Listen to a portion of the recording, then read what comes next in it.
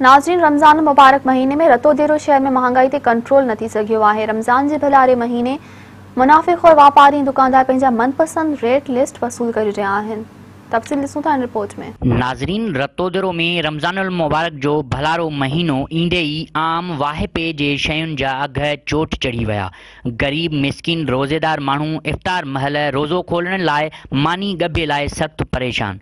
वापारियुनि शहर में भाॼियुनि, मेवनि, अटे, चांवर, खंड, गिह, गोश्त, मछी, मुर्गी, दाल ऐं ॿियनि शयुनि जे अघनि में 50 खां 60% हथरादू वाध करे छॾी आहे, जंहिंजे करे गरीब मिस्किन पोरियत मज़दूर तबिको हिन रमज़ानुल शरीफ़ जे भलारे महीने में बि ख़रीद करण खां महरूम बणियल आहे। उन हवाले सां शहरियुनि मेहरान टीवीअ सां पंहिंजा वीचार हिन तरह वंडिया आहिनि। रमज़ान शरीफ़ जो महीनो बीहण सां वापारियुनि जेके आहिनि हथरादू अघु वधाए छॾिया आहिनि। हर शइ चोट चढ़ी वई आहे। ग़रीब जो जीअण महाल थी वियो आहे। हुकूमत को बि रिलीफ न ॾिनो आहे, न ई वरी इन्हनि मुनाफ़िक़ वापारियुनि जे ख़िलाफ़ को एक्शन खयों थो वञे।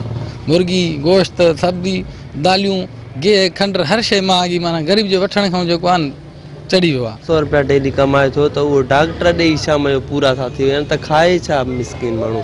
हर शइ महांगी लॻी पई आहे। सब्जियूं, फ्रूट त ग़रीब जे खाइण त छा, पर अमीर बि अॼु सूरनि सां था खाइनि।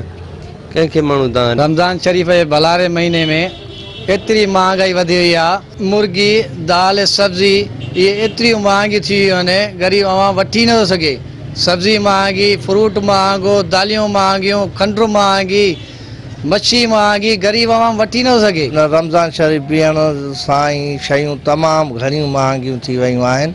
सिंध हुकूमत खे इहो खपे त इहे शयूं सस्तियूं कयूं वञनि।